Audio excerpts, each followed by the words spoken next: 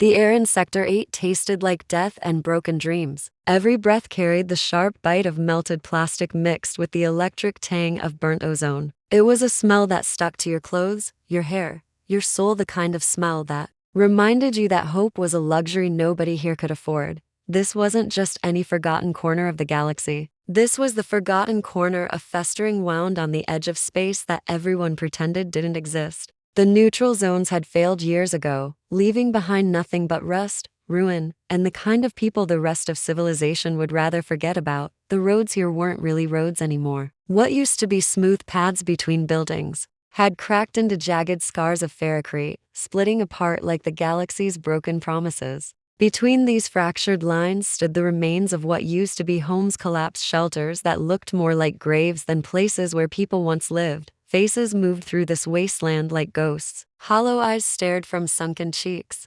reflecting nothing but emptiness. These weren't people anymore, they were the leftover pieces of lives that had been shattered by war, politics, and the galaxy's casual cruelty. Smoke rose from dozens of trash fires scattered across the sector, like funeral pyres. The flames ate whatever garbage people could find: old clothes, broken electronics, sometimes things you didn't want to think about too hard. Above it all, the sky stretched out like a dirty bandage, colorless and lifeless. No birds flew here. No sun broke through the endless gray. Just the high, annoying whine of surveillance drones circling overhead like mechanical vultures, and underneath it all, a sound that never stopped: the soft, constant hum of people who had given up, the walls that kept Sector 8 locked away from the rest of the galaxy were a patchwork of rust and desperation. Sheets of metal stolen from dead starships had been welded together with whatever people could find. Some panels still showed the faded logos of planetary alliances that had died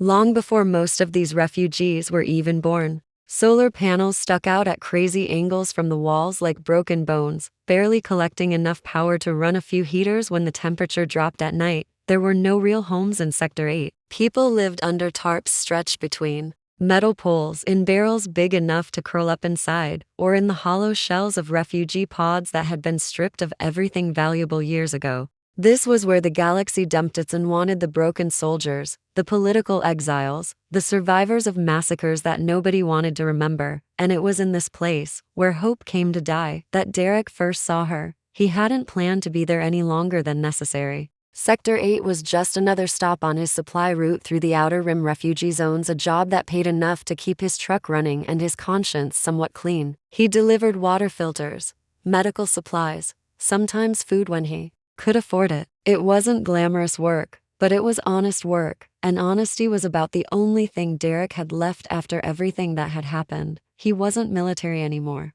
Those days had ended badly, leaving him with more scars than medals and more nightmares than memories he wanted to keep. Now he was just an engineer with a beat-up truck, a toolbox full of spare parts, and a heart full of ghosts that he tried not to think about too often. The plan had been simple: drop off the filters, collect payment, and get out before the place could sink its teeth into him any deeper. He'd done this run dozens of times before. Park the truck, unload the supplies, exchange a few words with whoever was in charge, and leave. Quick, clean, professional. But then something caught his eye, something that made him slow the truck and squint through the dust-covered windshield. At first, he thought it was just debris. Maybe a collapsed tent or the broken remains of some scavenged robot. In a place like Sector 8, you learn to see wreckage everywhere. But this wreckage had a shape that made his chest tighten with recognition. It had limbs, delicate ones, curled in on themselves like a flower closing against the cold. Derek brought the truck to a full stop,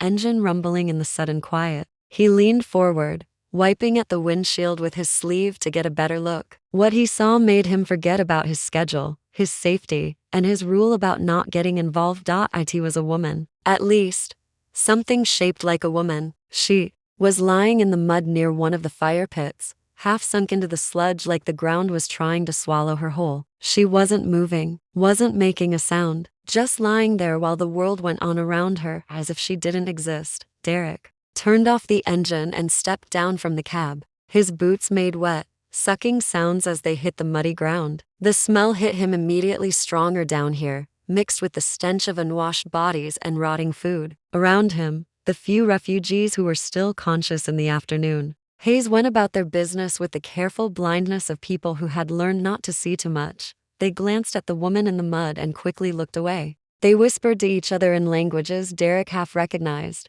but the tone was always the same, disgust mixed with fear, like she was carrying some disease they might catch just by looking at her too long. No one moved to help. No one even got close. They just stepped around her like she was another piece of garbage that someone else would eventually clean up. That told Derek everything he needed to know. In a place where people had almost nothing, where survival meant fighting for every scrap and drop of water, they were still willing to let her lie there and die. That meant she was either dangerous or she was something they were more afraid of than death itself. He approached slowly, his engineer's mind automatically cataloging details. Her skin, where it wasn't caked with grime and mud, was a deep, smooth green with a faint shimmer that reminded him of moss growing in moonlight. Her face was angular, almost to perfect, with features that were symmetrical in a way that human faces never quite managed. Her ears were longer than a human's, curved slightly backward like the ears of some graceful animal he couldn't quite name. Her hair was so black it almost looked blue, hanging in thick ropes that were plastered against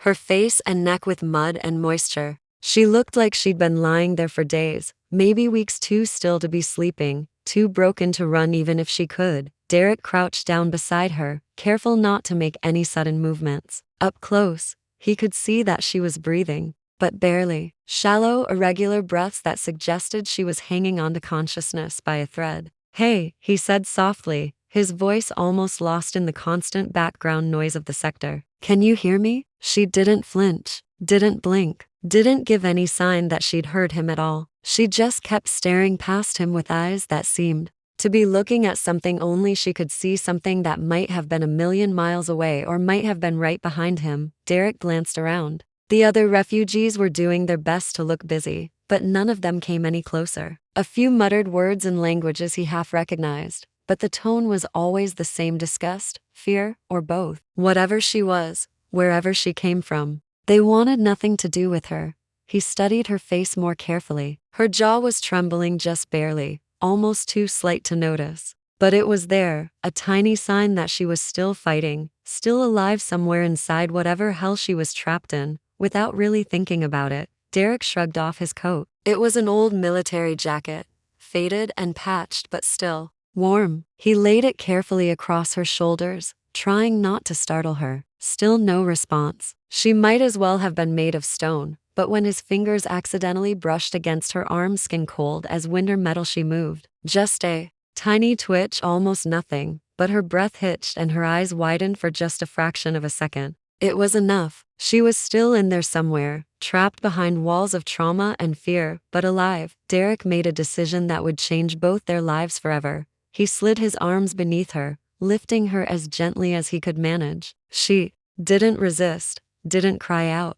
didn't fight. She just went completely limp against him, her body so light it felt like lifting a bird with hollow bones. The coat slipped off one shoulder as he picked her up, revealing a network of pale scars that looked like they'd been burned into her green skin with surgical precision. He carried her past the silent stairs and muttered warnings, back toward his truck. No one tried to stop him. No one wanted her badly enough to fight for her. She was just another piece of refuse that someone else was finally willing to haul away. The ride back to his outpost was the longest 20 minutes of Derek's life. She didn't speak, didn't move, just curled against the passenger seat with her eyes half closed and her breathing so quiet he kept checking to make sure she was still alive. He found himself glancing at her every few seconds, wondering what the hell he thought he was doing. He wasn't the hero type. Not anymore. That part of him had died along with his squad when the Akaran assault had swept through their colony. He'd learned the hard way that trying to save everyone usually just got more people killed. But there was something about her, something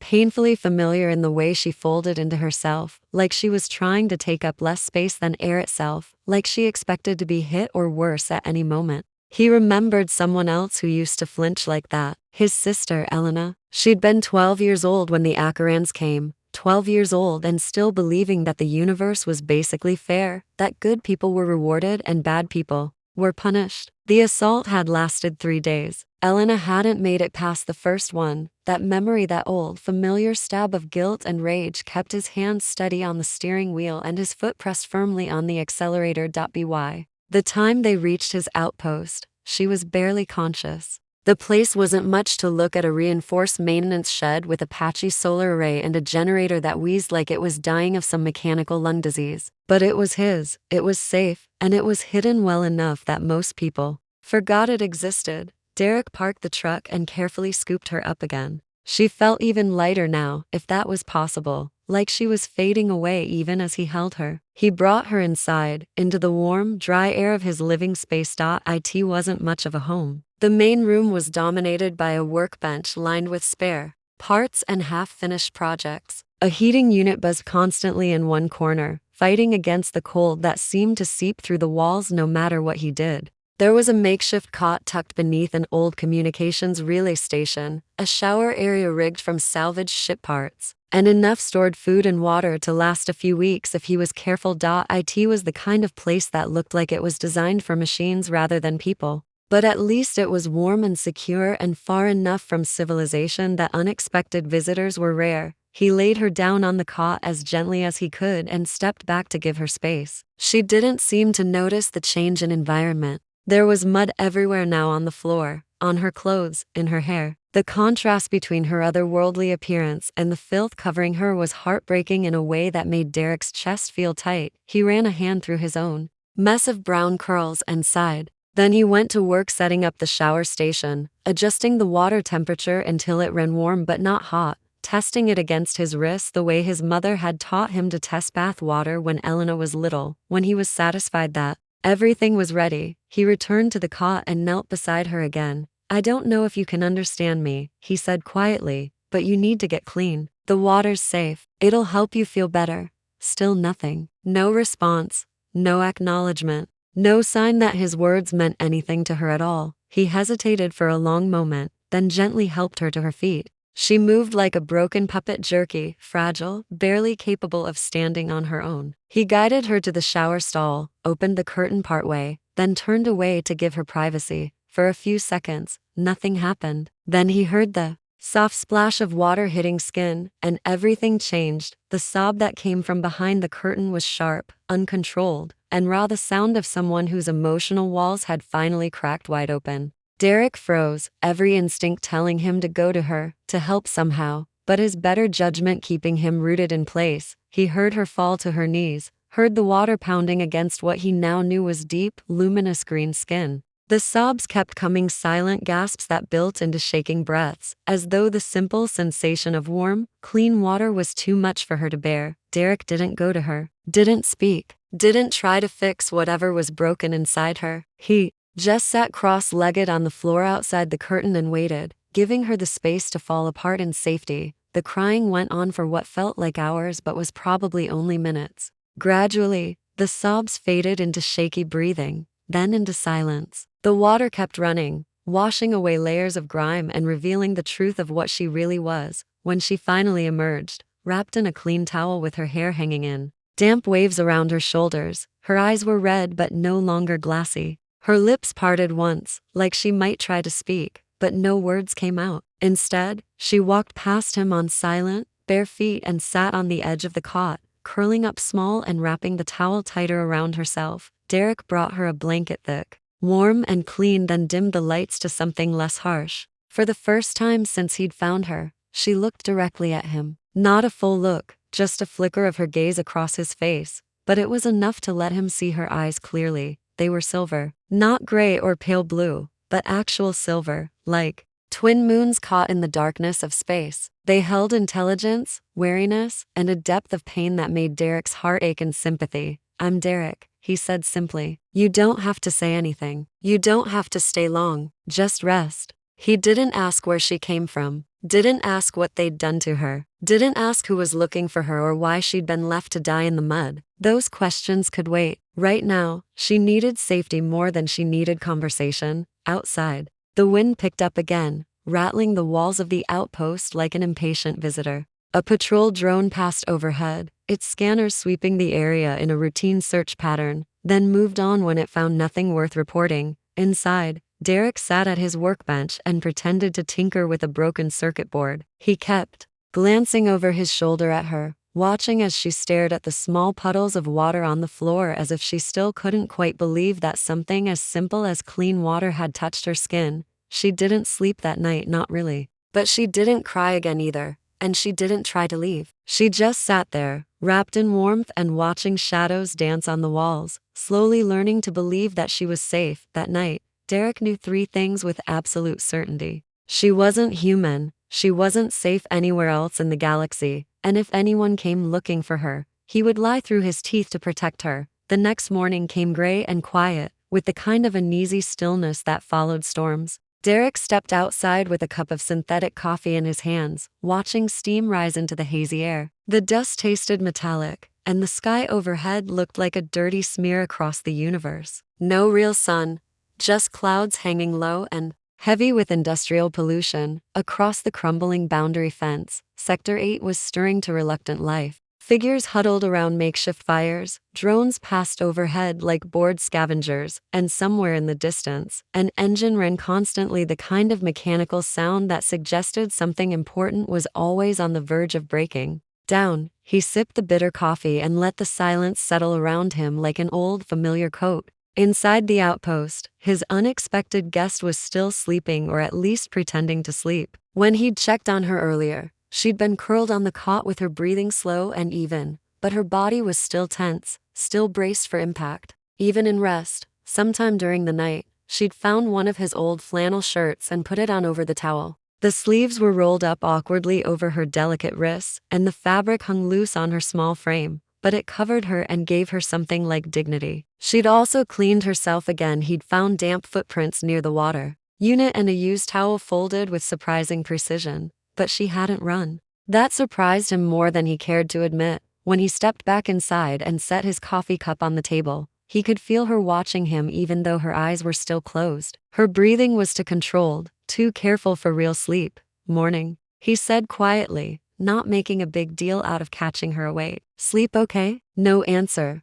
but he hadn't really expected one. He moved around the small space with deliberate calm, letting her get used to his presence and his routines. There were details about her that he was only now beginning to notice in the better light. Her skin, now that most of the grime was gone, was a deep forest green that seemed to glow faintly from within. It caught the light in ways that human skin never did, with an almost translucent quality that made her look like she was carved from some precious stone. Her hair had dried into long, glossy waves that spilled over her shoulders in a way that was unmistakably elegant despite the tangles and damage. She looked otherworldly, not monstrous or alien in the way government propaganda usually painted outsiders, but simply wrong for this place. Too delicate for the noise and filth of Sector 8. Too beautiful for a galaxy that specialized in ugliness. Derek unwrapped a ration bar, the sound sharp in the morning quiet. Her eyes opened immediately, silver, reflective, and completely alert. "She'd been awake the whole time. Didn't mean to wake you," he said, though they both knew she hadn't been sleeping. She didn't answer, but she didn't look away either. "Progress? Of a sort. I brought some food," he continued, holding up the ration bar. "Not fancy, but it's clean. Real calories." She didn't move toward it, but he could see her calculating, weighing hunger against trust, need against fear. After a long pause, she pushed herself up slowly, her movements careful and controlled like she expected pain with every gesture. Derek set the bar on the table between them and stepped back, giving her space to make her own choice. After several seconds of internal debate, she reached for it with fingers that trembled slightly but held steady enough to unwrap it on her own. She took a small bite, chewed slowly, then looked up at him again. Still no words, but she was really looking at him now, studying his face like she was trying to work out who he was, what he wanted, whether this kindness was just another kind of trap. He didn't blame her for the suspicion. In his experience, people who had been through hell learned to expect the worst from everyone. "You don't have to talk," he said gently, "but I figure I should let you know you're safe here. As safe as anyone can be in this part of the galaxy anyway." She blinked once, a slow, deliberate movement that might have been acknowledgement. Outside, a patrol drone passed low over the outpost, its scanners sweeping the area with a soft mechanical chirp. She flinched at the sound barely, but enough for Derek to notice. So she was tracking sounds, cataloging threats, staying ready to run or fight even while sitting safely in his home. Smart. Probably the only reason she was still alive. You got a name? He asked, keeping his voice soft and non-threatening. She didn't answer, but her hand tightened slightly around the ration bar. The question had hit something sensitive. That's okay, he said quickly. You don't have to give it to me. Names are personal things. Should be up to you who gets to use them. Another long silence. Then she did something unexpected, something small but meaningful that made Derek's engineer brain sit up and take notice. She reached up and touched the water unit's power switch with just the tip of one finger, brushing it lightly before letting her hand drop back to her lap. Then, after a moment, she did it again. Derek raised an eyebrow. The water? No response. But there was something different in her posture now, a subtle relaxation that suggested he'd guessed correctly. You like the sound it makes, he said. Not a question this time. She didn't nod or smile, but the change in her breathing told him he was right. The gentle hum of the water recycling system, the soft splash when it activated, sounds that reminded her of safety, of cleanliness, of the moment when her world had started to make sense again. It was the first real communication they'd shared, and it gave Derek hope that maybe eventually, she might be willing to trust him with more than just her presence. Posture, a softening, like a wire loosening inside her chest. Something about water calmed her, or maybe it reminded her of something else, somewhere else. He made a mental note to keep it running more often. For the next few hours, they shared the same space. Without speaking, she stayed near the cot or the heater, always within a few feet of the exit,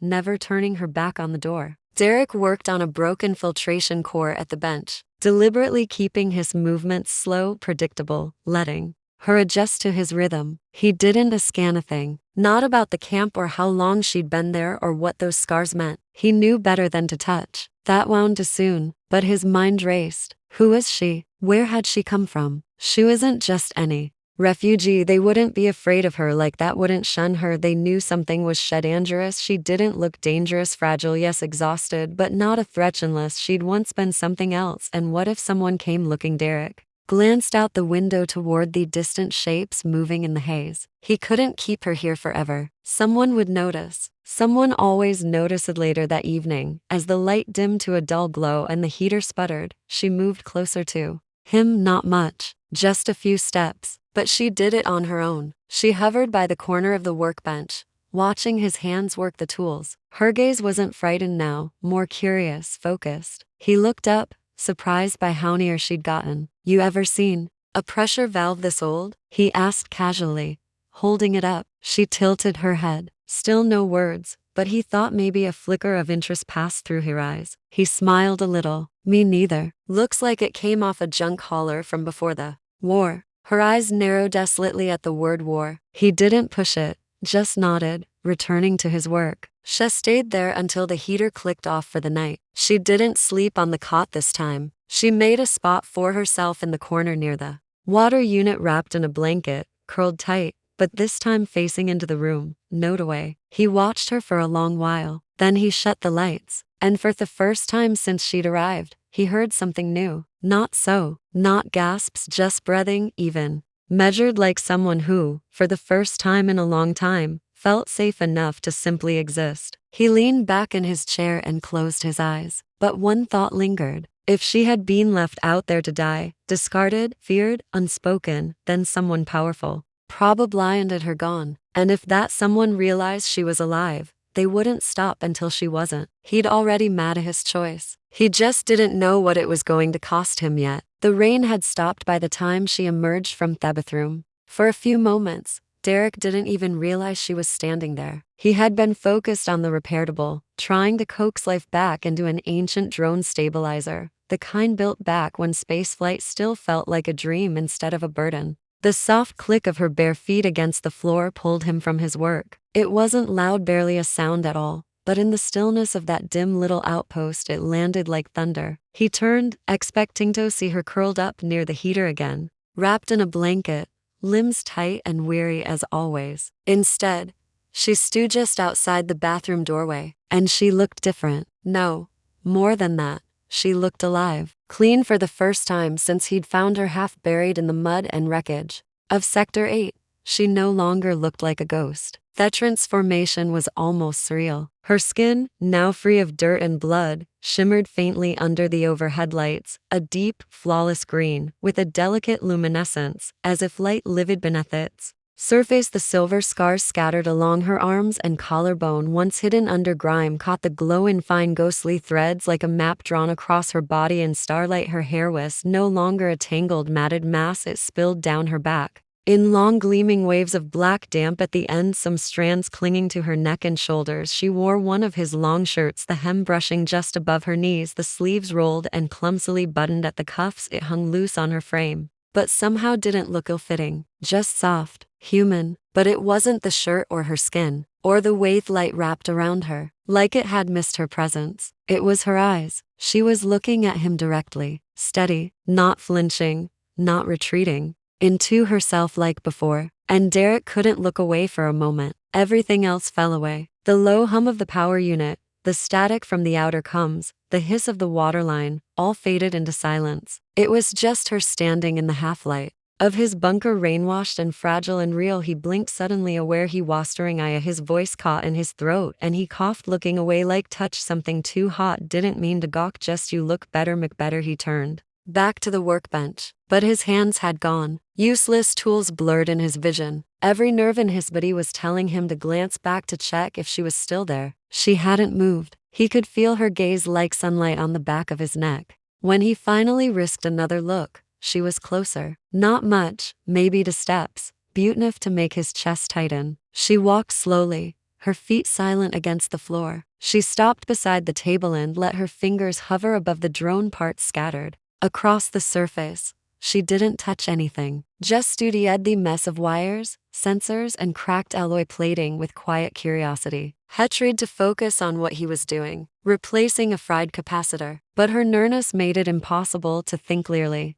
Her scent, clean, earthy, with something faintly floral, rose with the air of the room and wrapped around him like a memory he couldn't place. She pointed at the central panel of the drone, her finger just an inch above the casing. "You've worked with these before?" he asked, keeping his voice low and steady. She didn't answer, but her gaze remained fixed on the drone's internal matrix, her expression consider. She raised her hand, mimed emotion, twisting her fingers like she was screwing something in. Derek followed her cue and flipped the housing to reveal the core. "Smart," he muttered, genuinely impressed. "Most people wouldn't know how this opens." "Hell, I didn't know until I broke 2 of them." He watched her, studying the way her lips pressed together in quiet focus, how her eyes flicked between components like she was recalling blueprints burned into memory. She didn't just guess, she remembered. "You're an engineer," he said, more to himself than her. "Or you used to be." Still no words, but the silence between them no longer felt empty. It was starting to feel like something else, something chosen. He stood, brushing Hishans off on a rag, and reached into one of the storage drawers for a spare casing. "You want to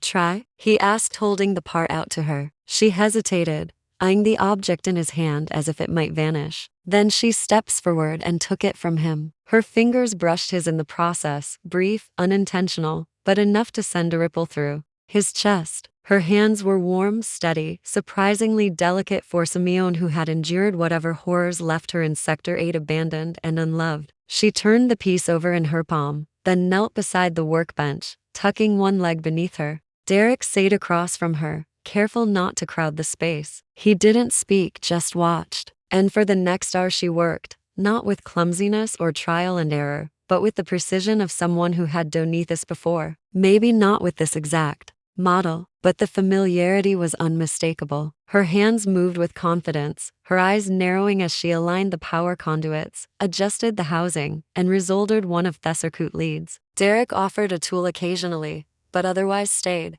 quiet. When she finished, she looked up, half-lipped the switch. The drone buzzed to life with a flicker of green light across its sensory grid. She didn't smile. Not quite, but her lips parted in the smallest expression of wonder, and for the first time since she'd arrived, she made a sound of breath, software sharply pulled in like she hadn't meant to but couldn't help it. And then another first. She looked at Him eyes shining it was all there and spoke in the surprise that she remembered the amazement that Semena trusted her enough to let her try the fragile blooming hope that maybe she wasn't gone after all. Derek's chest tightened. You did that? He said, nodding toward the drone. She didn't nod, didn't confirm, but she didn't deny it either. He leaned back in his chair, exhaling slowly. You're not who I thought you were. She tilted her head, questioning. I mean that in a good way. He added, you're not broken, not useless. Don't know who convinced you of that, but they were wrong. She watched him closely, then without warning she reissued again, not for the drone this time, but for him. Her fingers brushed his sleeve, light as air. It wasn't a grip, it wasn't for balance, it was contact, deliberate. He didn't move, didn't breathe, just let her hand rest there and let the weight of that moment settle. Something was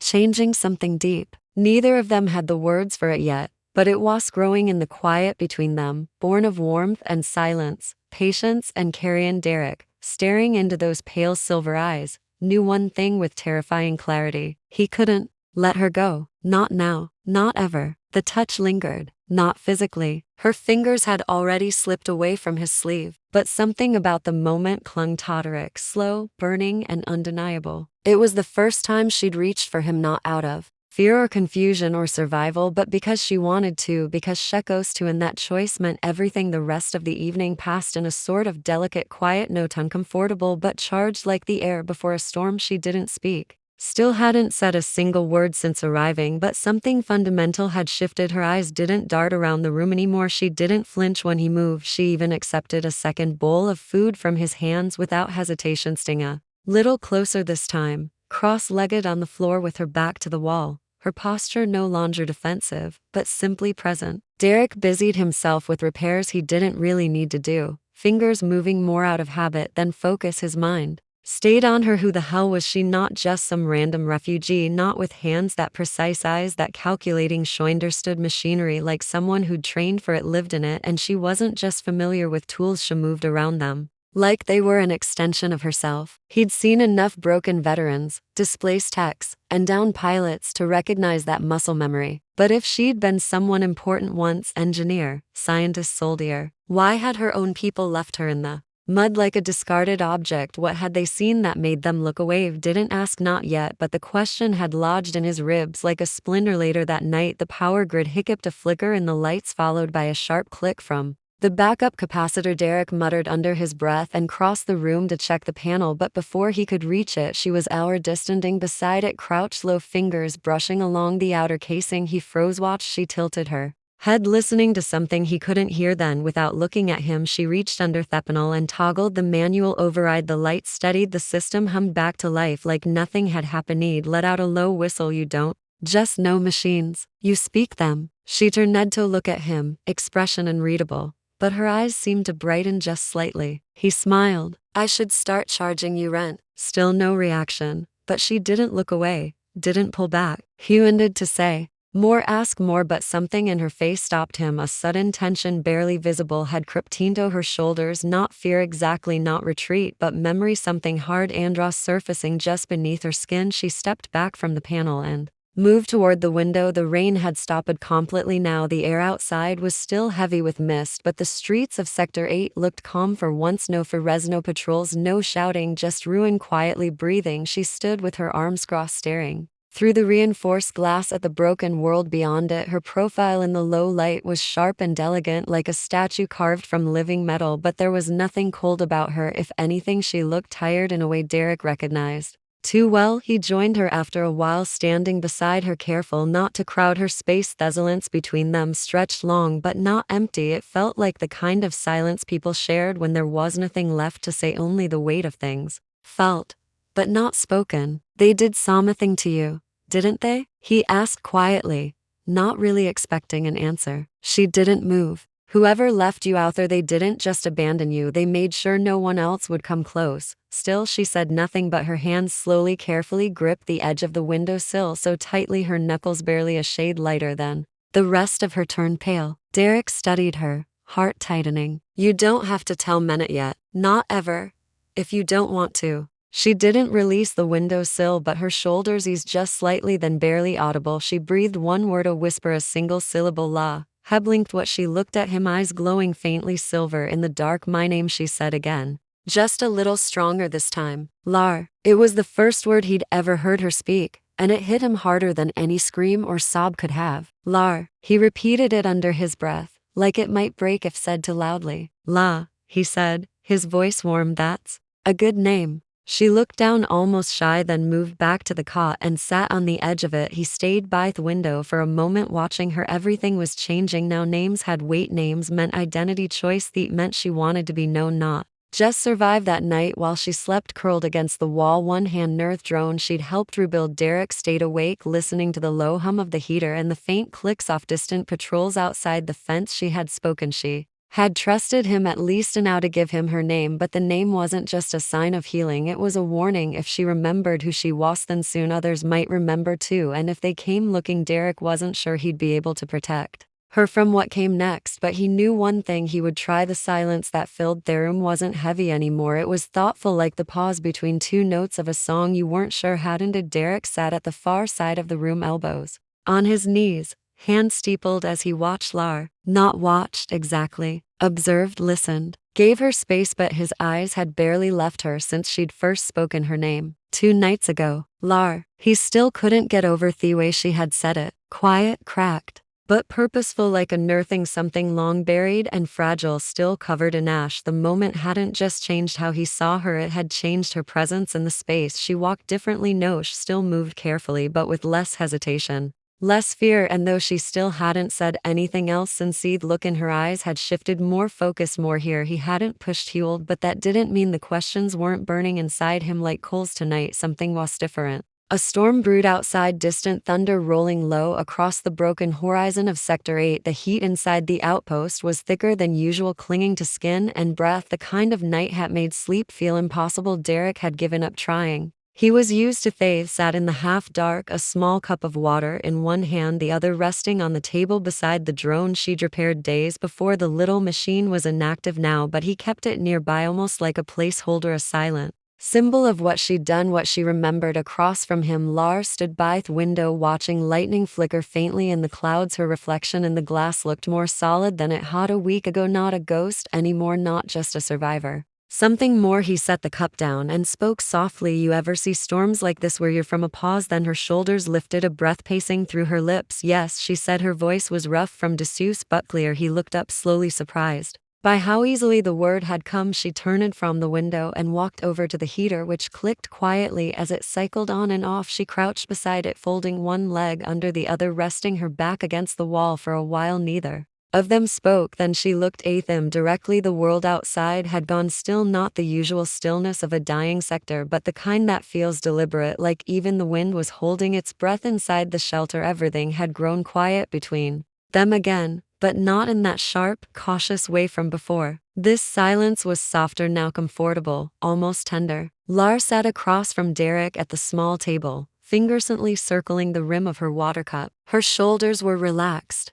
her hair pulled over one shoulder, slightly damp from a fresh rinse. She hadn't flinched in days, not when he spoke, not when he moved, not even when she accidentally brushed his hand while passing tools during a repair. Something was shifting. It had started with her name, then came her voice, her story, and now there was a different kind of energy in the air, undeniable and quietly building. It sat between them like a living thing, pulsing with every shared glance, every small brave step she took toward him. She looked up at him now, and Derek felt the familiar tug in his chest. You never ask me what I want, she said, voice low, steady. Derek blinked. I didn't think I should. Lar tilted her head slightly. Most people don't wait for permission to take. You just didn't. He set down the tool in his hand. I figured you'd tell me when you were ready. A brief silence passed between them. Her eyes, silver and sharp, searched his face like she was measuring something more delicate than metal or code. You listen, she said softly. That's rarer than you think. Derek gave a half smile. I'm a mechanic. Listening is how I keep things from blowing up. That made her smile, faint but real. Her lips curled at the corners, just enough to warm the space around her. She looked back down at her cup. I used to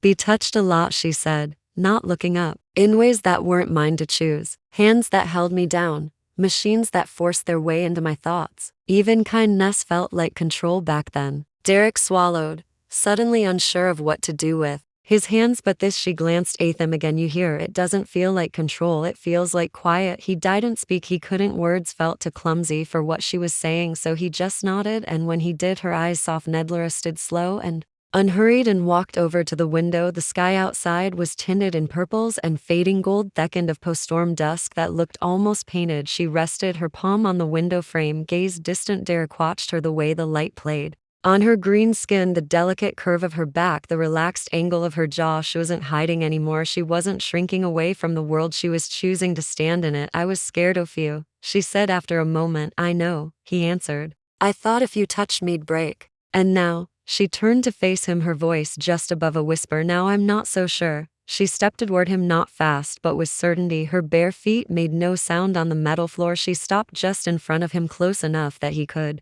feel the warmth of her breath. Derek held still, giving her that space to decide. Lar raised one hand and placed it lightly on his chest. She felt his heart steady Andriel beneath her fingertips. Her other hand came up slowly, hovering near his cheek before gently resting there. Her skin was warm, smooth, trembling slightly, but not from fear. Her eyes met his, no shields, no walls, and then quietly she leaned forward and kissed him. It wasn't rushed, it wasn't bold, it was slow, deliberate, honest. Her lips were soft, uncertain at first, like she was relearning what it meant to be touched without pain, without expectation. But the longer they stayed there, the more the tension in her body eased. Her fingers curled slightly against his chest. Derek didn't move until she deepened the kiss, just barely, just enough to tell him she wasn't afraid anymore. Hair responded. Then, hand gently resting at her waist, not gripping, just being there like a promise. When she pulled back, their foreheads stayed pressed together. Their breaths mingled in the quiet space between them. Her eyes remained closed for a moment, then opened slowly. There was something different in them now. Not just trust, hope. Okay? She asked, voice fragile but grounded. Derek nodded, brushing his thumb along her hip. More than okay. She let out a breath that sounded like a piece of herself returning. That night they didn't sleep far apart like before. Lar lay beside Hyman, the cot not curled tightly or facing the wall but turned toward him, her hand resting near his, sometimes brushing against it in sleep. She didn't speak again. She didn't have to. Her kiss had said enough. And Derek knew, whatever had happened to her, whatever ghost she carried, she was still here, still healing, still hers. And now a part of her belonged here too. With him the morning was different. Not just in the light, how that too felt softer, filtered through clouds that seemed to have lost their edge, but in the air of the place, as if the walls of Derek's outpost, battered and half-rusted, could sense that something had shifted within them. Silence wasn't watchful anymore, it was calm, settled. Lars stood in front of the mirror in the washroom, fingers combing through her long black hair with a quiet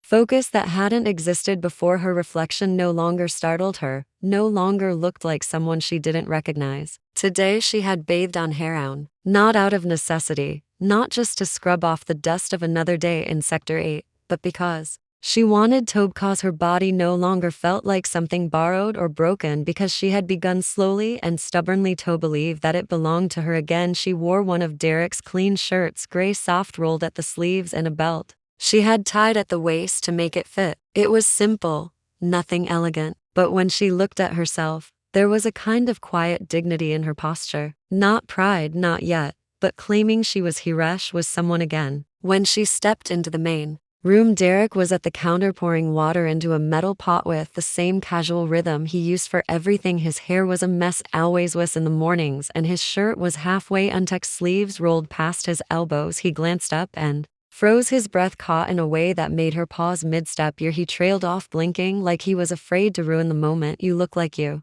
Lar tilted her head. I feel like me. He smiled wide and unguarded, the kind of smile that made her chest tighten. You should feel that every day, he said. She walked closer, barefoot, the floor cool under her toes. He offered her a cup, and she accepted it without hesitation, no shaking hands, no shrinking posture. Their fingers brushed, and this time it was her who didn't pull away. They sipped in silence, both of them facing the window where the sun was fighting its way through the clouds. Sector 8 still looked like a graveyard of metal and ash, but inside this room there was warmth. Breathe hope. After a while she turned to him. I want to stay, she said simply. Derek turned, eyes narrowing slightly, not in suspicion but in disbelief. Stay here? Lar nodded. With you? He exhaled slowly. That's, yeah, of course. Her lips curved. I wasn't asking for permission. That made him laugh low, surprised, a little shaken. No, I guess you weren't. I just wanted you to know, she said, because for the first time in a long time I know what I want. He stepped closer, not rushing, just crossing the distance between them with that same steady patience he'd always shown her. When he was close enough, she reached out, fingers slipping around the back of his neck, drawing him gently forward. The kiss this time wasn't cautious. It wasn't unsure, it was warm, intentional, a kiss born not of pain or desperation, but of choice, of clarity, of something that had grown slowly and truthfully between them over days, filled with quiet glances, careful touches, and the slow stitching together of two broken lives. Derek's hand found her waist, resting there with an ease that made her lean into him. She kissed him again, deeper, letting thement root itself inside her like sunlight soaking into soil that had known only winter. When they finally pulled apart, breath mingling in the space between them, she whispered, "This isn't a rescue." "No," he said softly, brushing a strand of hair behind her ear. "It's a beginning." Lars smiled, truly smiled for the first time, and it was radiant. Later that afternoon, Derek handed her a data slate and a salvaged interface band. "We can register you,"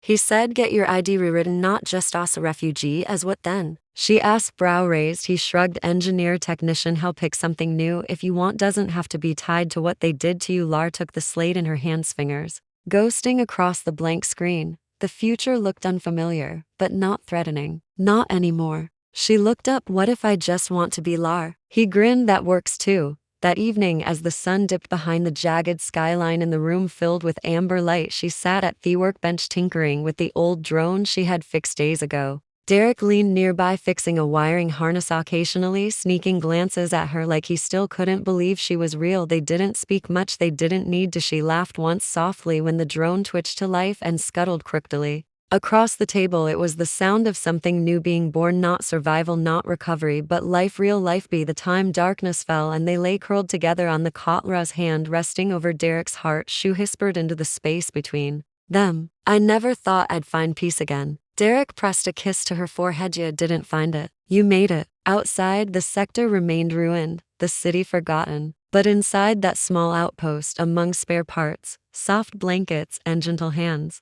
a worn woman and a quiet man had built something sacred, not a miracle, just love, quiet, earned, unshakable love, and this time no one could take it from them. Days passed. The steady rhythm of life in Sector 8 didn't change much. The sky still hung heavy with gray clouds, and the distant hum of surveillance drones echoed across the decaying streets. But inside the little shelter, inside their shared space-time, seemed to slow. The day stretched into weeks, and with each passing one, Lar and Derek grew closer, more certain of what they had built together. There were no grand gestures, no dramatic moments, just quite intimate exchanges, a glance, a shared cup of water, a brush of finger-saggant skin that no longer felt foreign, no longer burdened with shame or fear. They spent evenings working side by side, repairing old tech with the precision Derek admired, while he tinkered with the minor repairs around the shelter. They often shared stories of their past, small fragments of memories that hadn't been drowned in the wreckage of war. Lar spoke more now, her voice growing steadier, stronger with each day, and Derek listened, really listened to everything she said. She told him about the hills she used to walk with her